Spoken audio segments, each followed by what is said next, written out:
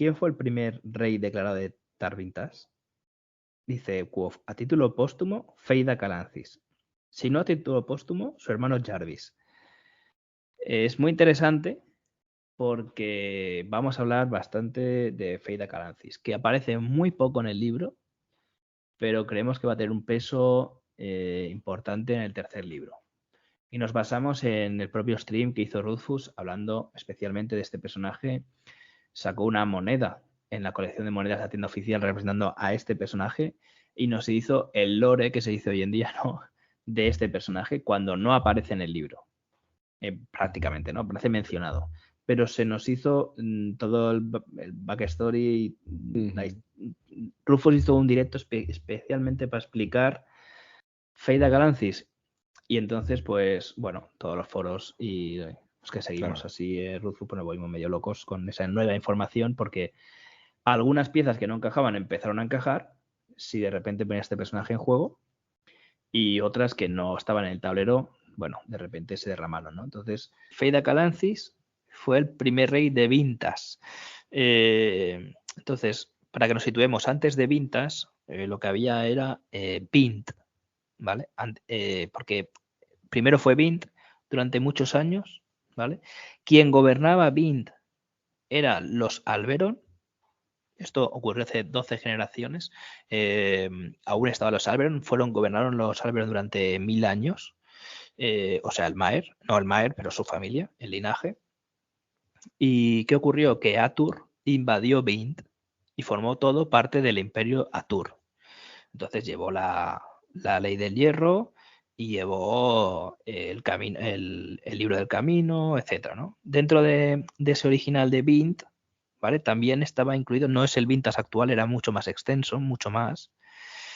De hecho, yo creo, esta es mi apuesta, que incluía la mancomunidad, y ahora defenderé por qué. O sea, es decir, que la mancomunidad donde está la universidad también era Vint, es decir, todo lo que está acá prácticamente debajo del camino de piedra actualmente, todo eso sería Vint, ¿vale?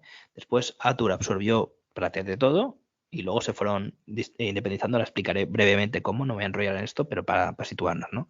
Dentro de Vind había el condado de los Lacles, por ejemplo, con la ciudad libre de Tinue, forma parte del condado de los Lacles, también forma parte del condado de los Lacles Modek, el actual Modek, y parte de los pequeños reinos. O sea, un condado como de los Lacles era enorme, enorme, para que nos entendamos. O sea, imaginaos la dimensión de Vind.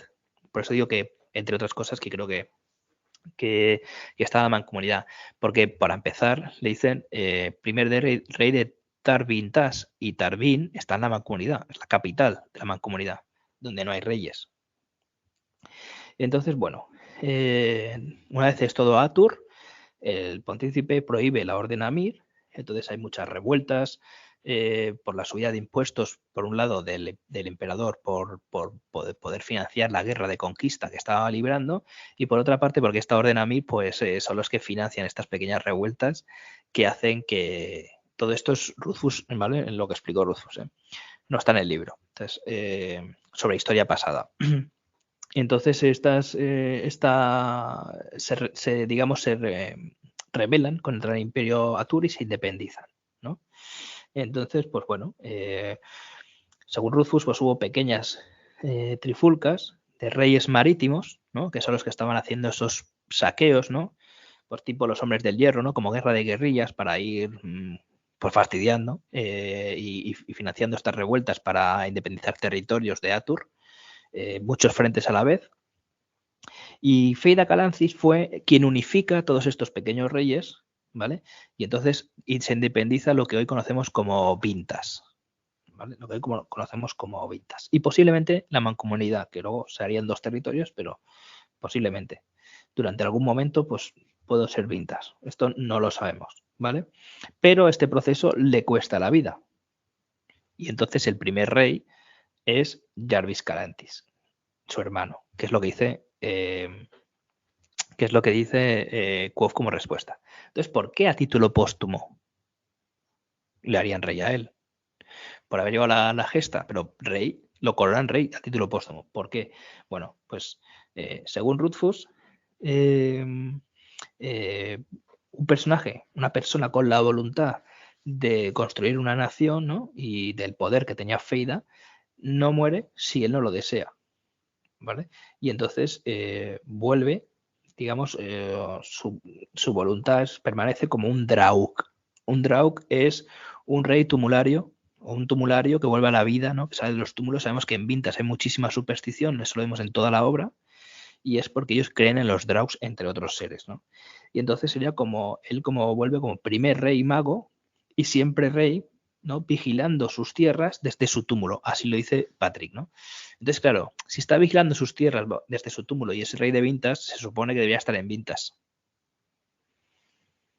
Eso no casa con que estuvieran Balaritas. Por eso digo yo que creo que Tarvin y todo lo que esté debajo del camino forma parte de Vintas en un momento dado. Por eso dice Tarvintas, rey de Tarvintas, y por eso creo que podría estar o casaría que estuviera en este caso enterrado ahí, ¿no? Entonces, bueno, pues como os digo, en ese momento de recuperación, los Alberon, que habían estado 1000 años al poder, ¿no? Hasta hacía 600 años, claudican ante los Calancis, ¿no? Pero con condiciones. Ellos claudican con condiciones. Las condiciones son de seguir recaudando impuestos, tienen ese derecho, tienen derecho a conceder títulos y tierras, vemos que el Maer conserva ese derecho, y a reunir un ejército, ¿vale? Entonces son regentes en nombre del rey, ¿no? Y entonces pues se cuidan las fronteras en nombre del rey, etcétera, entre otras digamos, funciones, ¿no? Esto es un win-win para los Calancis y Alberon. ¿Por qué? Porque lo que tiene Alberon es el dinero. El dinero. Y Feida en ese momento tenía el poder, ¿no? Y la fuerza militar y había conquistado, etcétera, pero no tenía el dinero. Entonces, hacen ahí como un binomio, ¿no? Digamos que se soportan, ¿no? Mantienen el status quo porque uno es más poderoso que el otro, pero el otro tiene más dinero. Y por eso esto se mantiene en la actualidad, ¿no? Y Rufus, cuando hizo esta presentación y explicó esto, ¿por qué lo hizo? Bueno, porque sacó una moneda que está en la colección, la tienda oficial, que la podéis ver, la colgaremos en redes también, que es un penique víntico, en el cual vemos a Feida, ¿no? Entonces, la moneda tiene una peculiaridad que la puedes partir en dos y volver a juntar, ¿vale? Se parte en dos porque es medio penique. Cuando la obra dice medio penique, no es una obra, no es una moneda, perdón, más pequeña, pues como sería de 1 céntimo o 2 céntimos, no. Es que literalmente la moneda se parte por la mitad, ¿vale? Entonces es medio penique de verdad, ¿no? Entonces, es muy curiosa la moneda porque en una mitad vemos a Feida Galantis con una cuota de malla, ¿vale? Y entonces, pues, tiene 5 soldados detrás de él, tiene 5 soldados, o parecen soldados al menos, igual podrían ser otros de estos reyes que le acompañaron, reyes marítimos, y que algunos de estos reyes se quedaron en su propio terreno y de ahí nacieron los pequeños reinos. Cada uno se cogió un trozo de tierra y dijo, yo soy rey de esto, ¿no? Podría ser. Y tiene la espada apuntando hacia abajo, ¿no? Digamos, y luego tiene como un pergamino o mapa, se nos dice en la otra mano levantado hacia arriba. Eso es la media moneda, medio penique. Pero el otro medio penique es una luna creciente, curioso porque sabemos que para abrir las puertas de piedad falta un momento que no sea tarde, un momento concreto, entonces sale con una luna creciente, que además es la misma luna que aparece siempre Dena, por ejemplo.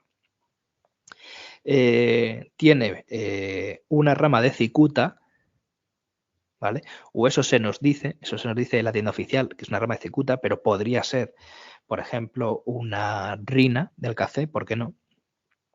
Tiene la espada levantada hacia arriba y detrás de él tiene varios itinolitos, pero en forma de puerta, en forma de jamba, ¿no? Tiene como 3 itinolitos, como 3 puertas, ¿no?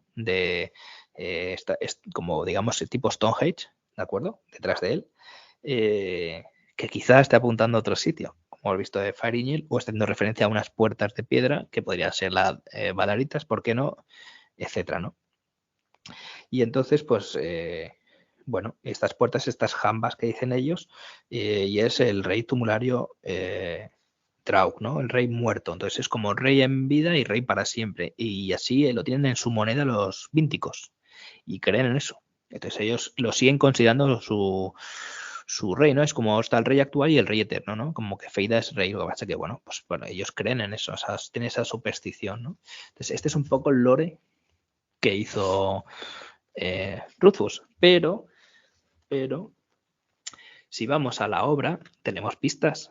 En el capítulo 16 del Temor de un hombre sabio, que se llama Temor acallado, Quoth ya está en el archivo.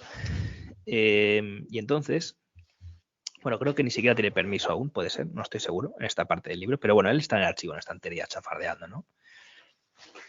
Y dice que encuentra solo una mención a los Chandrian, y que fue en un manuscrito, en un octavo titulado Curioso Compendio de Creencias Populares, que él calcula de tener unos 200 años, pero que tiene un poco más. Es de la época más o menos, un poco después de Feida Calancis y de que se ponga Vintas, digamos, pase al poder, ¿no?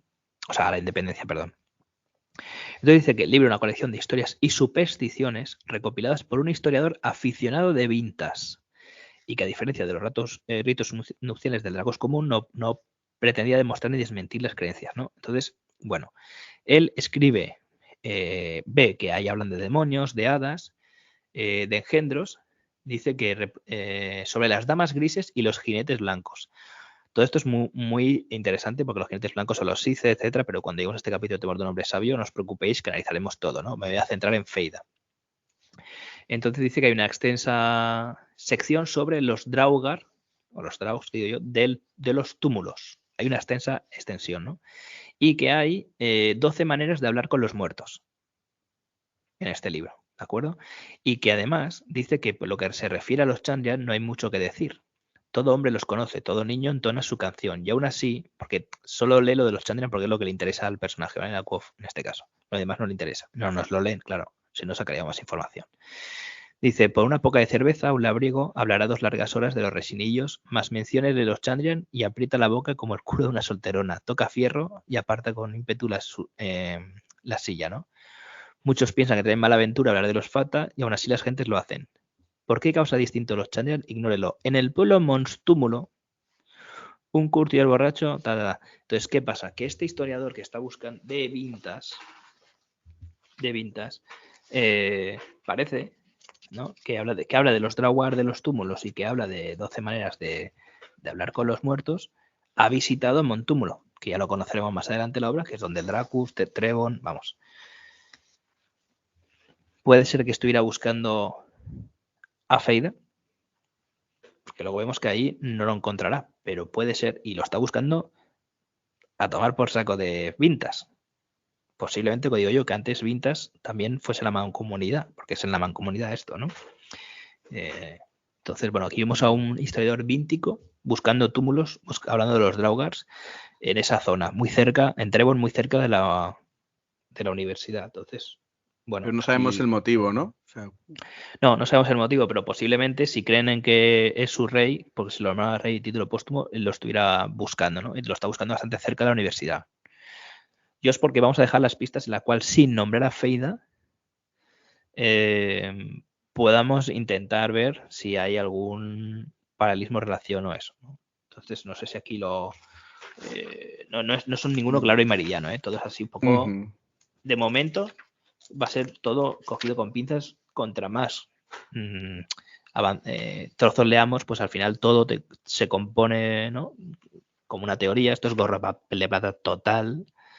Y intentaremos leer una frase del principio del libro en inglés que remate Manet, ¿no? Pero bueno, no sé si Manet sobre esta parte te habías fijado, ¿no? De historiador víntico que habla de estos temas. Sí, es lo único que... Lo del libro sí que me había fijado, lo he dicho, lo otro no. Pero lo de Montúmulo y más adelante, por ejemplo, cuando pasa lo del Dracus y Quoth dice que cuando oye hablar al porquero es cuando se da cuenta que Montúmulo significa monte túmulo y le dice que solo los de Vintas hacían túmulos, que es un sitio muy lejano para hacer uno. Entonces, esto también es el primer momento que hablan de los túmulos de Vintas. Y aquí en El temor de un hombre sabio, aquí es cuando sale el otro párrafo. Exacto, le dice exactamente eso, que solo hacen túmulos en Vintas, que hace un túmulo ahí. Por eso. Y es que quizá esa parte fue Vintas, o quizá algún rey fuera, porque hay que recordar que la mancomunidad no tiene reyes, no tiene, y Atur tampoco, Atur tenía emperador, ¿vale? Es verdad. Y la mancomunidad en Tarbín hay como una sede de gobierno en la cual la nobleza tipo conde Cerepe, etcétera, no tiene mucho poder y el poder es la iglesia, ¿no? Digamos que le han permitido a unos cuantos tener títulos y tierras, pero no tiene un poder real como puede ser en Vintas, que vemos en la corte del Maer, la nobleza o vemos a Ambros, etcétera, con un poder real, ¿no? Vimos el capítulo anterior como Soboy de Mode que le dice, eso es un reyecillo de Atur, un duque de pacotilla, ¿no? O sea, Sí. quiero decir, no es una nobleza potente, ¿no? Entonces, no hay reyes en toda esta zona, ¿no? Y Feida es un rey, entonces, ¿por qué creemos que puede estar Valaritas un rey como Feida? Capítulo 25, el temor de un hombre sabio, adquisición indebida. Horas más tarde, Fela salió de entre los estantes del archivo y me descubrió con una mano sobre la puerta de las 4 placas. No estaba empujándola exactamente, sino presionándola. Solo comprobaba si estaba firmemente cerrada y lo estaba. Supongo que a los secretarios no les dicen que hay detrás de esta puerta, ¿verdad? Pregunté sin esperanza alguna. No lo sé, pero a mí todavía no, me contestó Fela. Se acercó, estiró un brazo y pasó los dedos por los surcos de las letras grabadas en la piedra. Valaritas. Una vez soñé con esta puerta. Valaritas era el nombre de un rey antiguo. Detrás de la puerta estaba su tumba. Wow, dije, tu sueño es mucho mejor que el que tengo yo. ¿Cómo son los tuyos? Una vez soñé que veía luz por el ojo de las cerraduras. Pero la mayoría de las veces estoy aquí de pie contemplándola y tratando de entrar.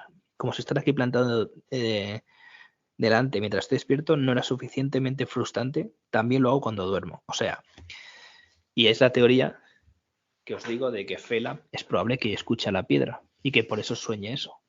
¿Qué creéis? ¿Os encaja esa forma de...? Sí, sí. Y además me cuadra mucho con lo que hemos dicho antes de objetos que de alguna manera atraen, ¿no? Llaman a quizás posibles candidatos a interactuar, ¿no? En este caso, pues a abrir las puertas. Más pistas. O no sé si Manet, perdón, no te he dado pies, que voy lanzado ya. No, sí, me parece bien. Si yo lo de Fela también, que Fela tuviera sueños y cosas así, sí que me daba la sensación de eso, de que dentro de lo que hay allí, como que esto hemos comentado alguna vez, que Iax, por ejemplo, que está detrás de las puertas de piedra, había hablado con Lanre o cualquier cosa así, como aunque su poder está contenido, en este caso, pues Feida podría ser, pero aún así como que su magia traspasa a gente que puede estar conectado a él. No había pensado de Quoth atrayéndolo de esta manera, pero sí que, igual que tiene los sueños con los Stonehenge y todo esto de los itinolitos, cuando ha matado a la troupe, pues de alguna forma también que aquí se pudieran hacer y a otras personas pudieran mandarles como mensajes, por así decir. Sí, además dices, soy Haliax, ninguna puerta podrá detenerme, que lo estuvimos comentando. Sí, por eso. Sí, tiene sentido. Bueno, capítulo 43, ¿vale? Aquí Quoth recibe una carta de Dena, que este tiene mucha tela, este capítulo. 43 del nombre. Del temor de un hombre sabio. Ah, Todo es temor de un hombre sabio, todo. O sea, esta es la única. Se menciona Feida al principio y se encuentra Valaritas. Punto. Nada más en el nombre del viento. Paine y crescendo, ¿vale? En la dirección dice Quoth, Posada de Anques, Universidad, 3 kilómetros al oeste de Imre. Belenay Barren. ¿Vale? Belenay Barren. Lo de Belenay Barren, Belenay, hemos dicho muchas veces que la universidad está construida sobre la antigua ciudad de Belén. Aquí hay una de las pruebas y está Belenay guionizado Barren, y en los foros ingleses dicen que Barren puede ser una evolución de Barrow, que Barrow es túmulo en inglés. Es decir, que sería Belenay del túmulo, ¿no? La dirección donde está. O sea, que el túmulo fuese más antiguo y con lo que decía yo la semana pasada, que el archivo se haya construido con esa magia de contención y con esa de estos de itinolito, etcétera, y sin luz y con que no, o sea, se haya construido, digamos, para contener que no sea accesible, por ejemplo, cuando controla el acceso, ese túmulo, ¿no? Para evitar que a alguien se le ocurra abrirlo, ¿no? Por ejemplo, o sea, sería, entonces, pero se conserve el nombre antiguo de Belenay, de Belen Barrow, pues se quede Belenay Barren, ¿no? O sea, no sé si os encaja o no, pero hemos visto otros ejemplos de declinación de que al cambiar idioma o pasar los años, pues evoluciona etimológicamente la palabra, pero mantiene la raíz. Sí. Sí, yo no, en esto no me había fijado y cuando me lo dijiste sí que dije, pues perfectamente encaja completamente y más con lo que yo pensaba. Así que sí que me cuadra, sí. Vale, pues continúo, ¿eh? Son apuntes así pequeñitos, porque es que está muy desperdigado. Capítulo 50, el temor de un hombre sabio. Es la conversación entre Treb y Quoth cuando le propone irse a Vintas, ¿no? Con el Maer. Dice, ¿sabes quién es el Maer Alberon? Dice, ¿conoces la expresión más rico que el rey de Vint? Vint es lo anterior a Vintas. Dice, pues es él. Sus tatarabuelos fueron los reyes de Vint, antes de que se impusiera el imperio, convirtiendo a todos en la ley del hierro y el libro del camino. Si no llega a ser por unos cuantos caprichos del destino, una docena de generaciones atrás, los Alberon serían ahora la familia real de Vintas y no los Calanti. ¿Vale? Es decir, que aquí, aquello que estaba explicando yo y que ha explicado Rufus, está en el libro. ¿Vale? O sea, está, digamos, despirdigadete, pero está en el libro. Y en el capítulo 51, Treppe le dice, el Maer tiene un linaje muy antiguo, no como la mayoría de pequeños nobles de por aquí, que no sabrían decirte quiénes eran sus bisabuelos, ¿no? O sea, hace hincapié en esa, digamos, linaje antiguo, ¿no? Y cuando Quoth llega a conectar con el Maer, ¿no? Que esto es el capítulo 58, Cortejo, le dice, porque dice que quiere un heredero, etcétera, pero de cuántas mujeres hay, ¿no? Que sean apropiadas, ¿no? Entonces dice, bueno, uno se lo dice, empiezas a ver el problema, dice, sí, excelencia, al menos el contorno. ¿Cuántas jóvenes hay que cumplan esas condiciones? Dice, muy pocas. Contestó Albert y un vestigio del antiguo fuego volvió a aparecer en su voz. Pero no puede ser una de las jóvenes que el rey tiene bajo su control. Fichas canjeables con las que se sella un tratado. Mi familia ha luchado para conservar nuestros poderes plenarios desde la fundación de Vintas. No pienso negociar con ese cerdo de Roderick por una esposa. No le cederé ni una pizca de poder. Entonces dice, ¿cuántas mujeres hay fuera del control del rey, excelencia? Dice, una. Y eso no es lo peor, la mujer es hermosa, etcétera. Es decir, que vemos un poquito, ¿no? La relación Alberon Calancis, ¿no? Que esas familias, o sea, digamos que llegaron a ese acuerdo con Feydal, primero con los Alberon que había en ese momento, pero que no olvidan, ¿no? Y aprovecharán, ¿no? Y el Maer está enfermo, ya veremos y analizaremos quién puede estar detrás, porque lo están envenenando. Entonces, bueno. No, pero bueno, todo esto es para que la gente vea un poco el background de Feida, ¿vale? Y entienda de dónde sale este personaje ahora y por qué creemos que está ahí. Porque, claro, dicen que es tumulario, ven ahí Barren, se busca uno de Vintas en el túmulo, Tar Vintas, quizá daban cuidado de Vintas antes también, bla, bla, bla. Todo esto al final hace que la moneda que ha sacado, etcétera. Pero hay una frase en el libro al inicio, que dice, al principio del todo, del nombre del viento, cuando hace el famoso speech, Quoth empezando por, he robado princesas a reyes agónicos, que no sé si tienes ahí la frase en inglés. No, en inglés la frase no es he robado princesas a reyes agónicos, sino que dice I have stolen princess back from sleeping Baroque kings, que viene siendo he robado princesas a reyes tumularios durmientes. Oh yeah, a reyes tumularios. Y el único rey tumulario que se nos ha explicado es Feida. Es Feida Calantis.